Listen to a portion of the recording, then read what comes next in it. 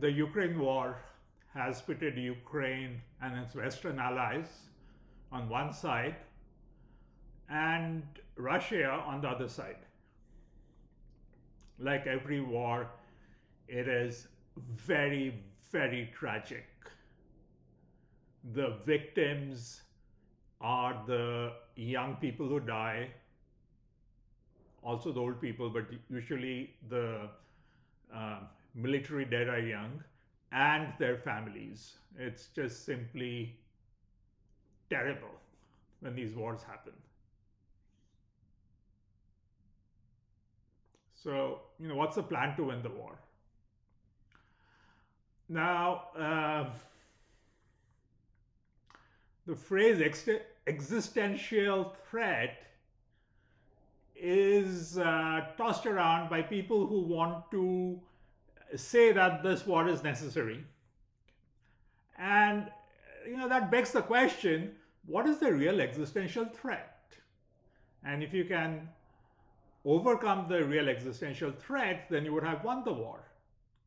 Okay, so let's see what is, what people say could be victory. And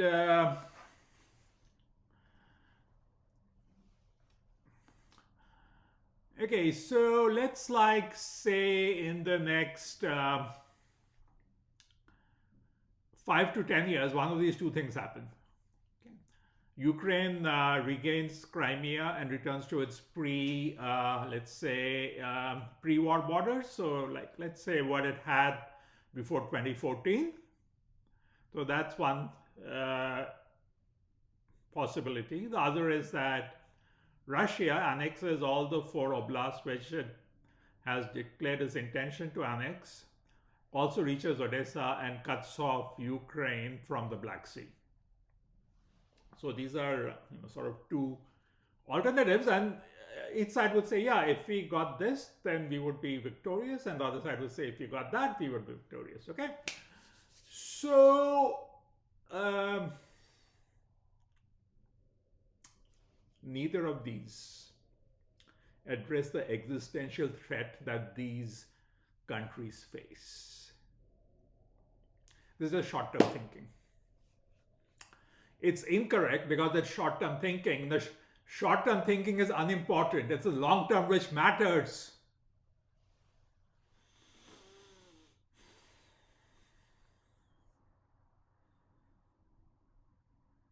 The question is, what is short-term? What is long-term?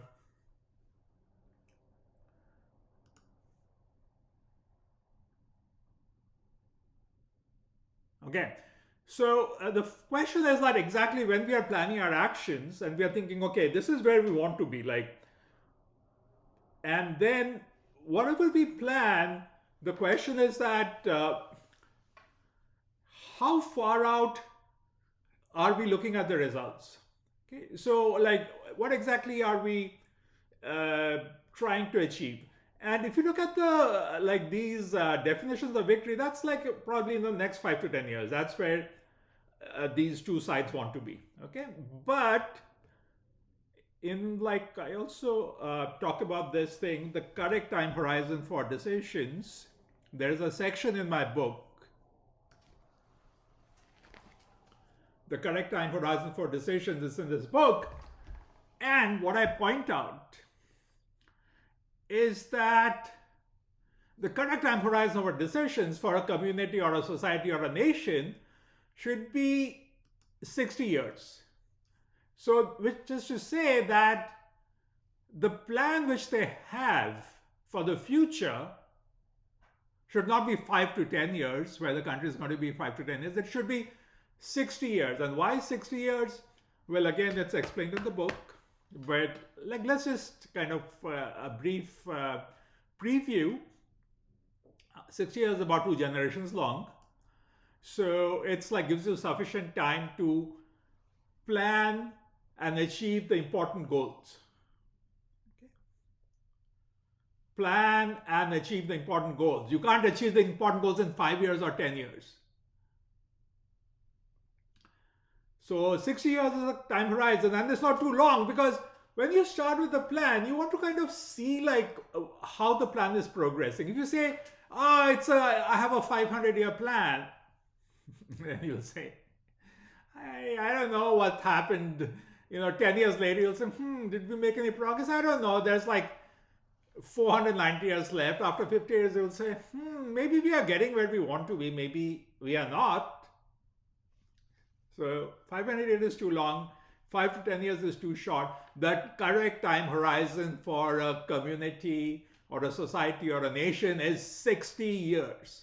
That is how you should plan. You should make your plan about where you want to be. Think of the things which could happen in 60 years and where you would want to be after 60 years. And of course, as the years go by, you update that plan, right? So after 10 years, you have a new idea of where you want to be in 60 years. So which is actually would be 70 years from the time when you had your first the previous 60-year plan. Okay. Short-term thinking is disastrous. There are numerous instances of nations entering into disastrous wars because they felt they had to act quickly and waiting. Actually, when they should have waited. And I'm talking about wars, and ideally, we don't want any wars at all. We want planning for something much more important than victory in wars. And what is that? Well, what is the real existential threat? It's the demographic bust. The demographic bust is driving these countries to extinction. Remember, in my book, I talk about how long humanity can exist, and that turns out to be 1 trillion years or more. And I talk about how far can humanity expand, and that turns out to be we can colonize the solar system, we can colonize our galaxy, we can also colonize other galaxies. The numbers are worked out in this book, okay? So this is not science fiction, it's real science. The numbers are worked out based on our current knowledge of science. It is not some fancy like, oh, we are going to kind of make a faster than light travel. So the number of future humans is a huge number, far beyond what we can think of. That's like, I can't remember the number, but I think it's like something like maybe 10 to the power 30 future humans. It's in the book. Now, if the demographic bust is not reversed, there will be no future humans. Okay, that is the existential threat. Demographic bust is.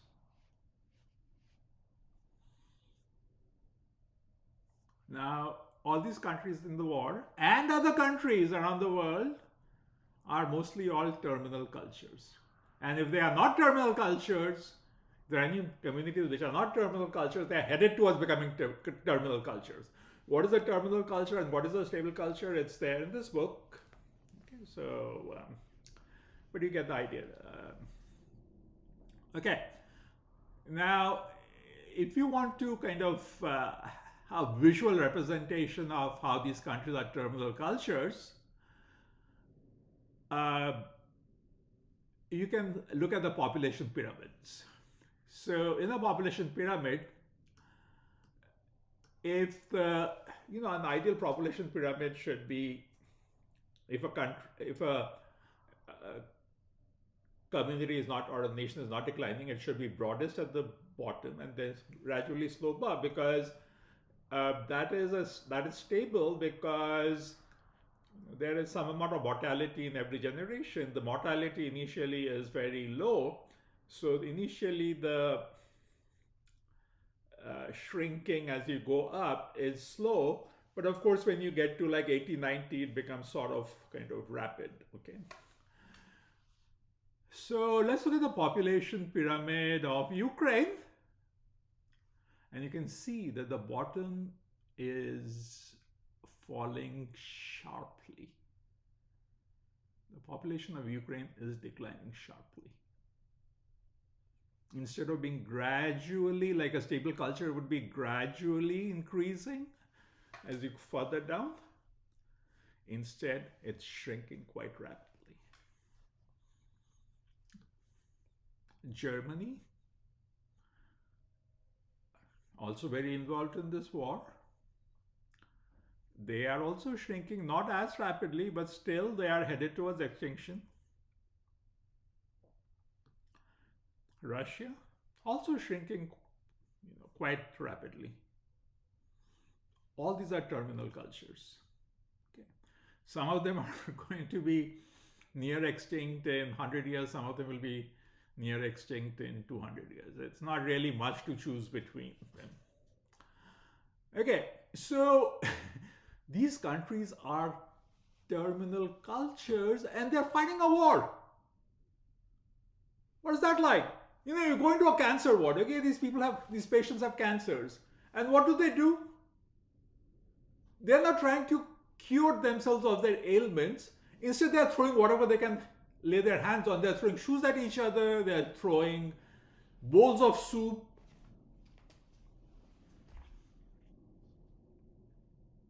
It makes no sense. All sides of this war can be victorious. To be victorious, one needs to fix the demographic bust. You don't need the other side to lose to be victorious. Everybody can win. Do I care more about a Russian than I care about a Ukrainian? No. Do I care more about a German than I care about an American? No. Each human life, like I say in my book, is very, very, very special. The universe was created in a manner which brought forth these human lives.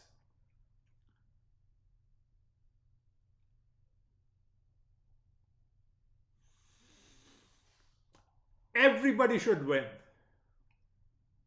Nobody should lose.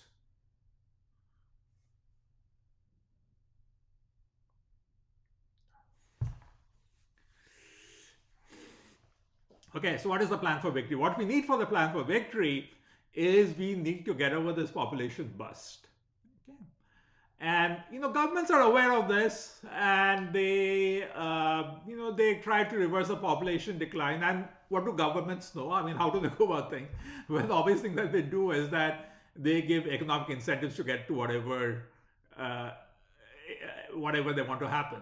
That's the way they think, because they're not very imaginative. They don't really understand the problems, what the issues are.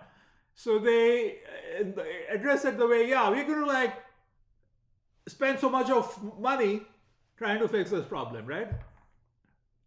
No, it's not going to work. This is a much more important problem. It's a much more difficult problem to solve than the government just throwing some money at it. If you look at Germany, at a point, the German, if you look at this 10-year-olds, and this is back in 2020, so this would have been back in 2010. So for a while, the number of babies being born in Germany did reverse. It started getting more, which is needed for a stable culture, that lower rows should be broader. And again, it's gone back to the same. That's because to reverse it, what we require is a plan for life which is attractive to the young, and that plan for life has to include families. If there is no plan for life that is both attractive to the young and also includes families, then we are not going to reverse the population bust. So we need a plan for life. Some of it is in my book. The rest of it is going to be in my forthcoming book, Nature Ternary. And we need changes at the community level and also at the individual level. At the individual level, we require a plan for a life that is attractive to the young, and it includes families. At the community level, the community needs to provide an environment which is conducive to relationships and the formation of families with children. If you have a job and you don't have job security, you're much less likely to, like, you may even be earning a high amount and you may be able to afford children and to give them a decent life, which doesn't include luxuries, but a decent life. But however, if you feel that your work is not stable, that it is risky, that you may experience a decline in income, you are not going to want to invest in a future with families. That is the truth. So at the community level, at the societal level, at the national level, what you need is a change in the economics.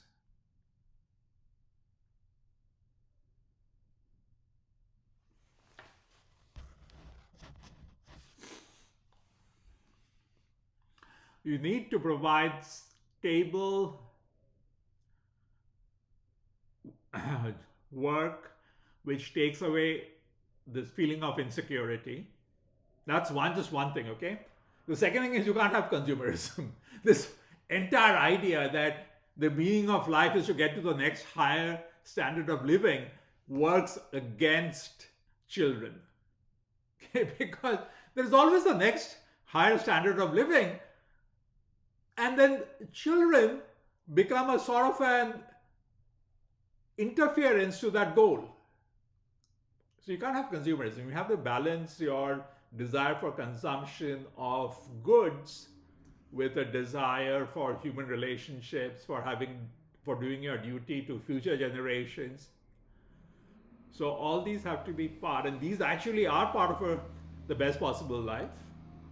Consumerism has exploded because all the time we are being exposed to this message that if we buy something, we'll be happier. But it doesn't work, because you may buy all the things, but if you don't have good human relationships, there'll still be a part of your life missing, which is not going to get you anywhere close to your real possible life. You will not feel like you've done your duty. Okay, so those are parts of the meaning of life.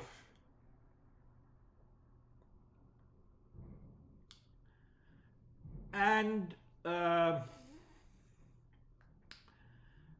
again, victory will be whoever understands or gets the right meaning of life.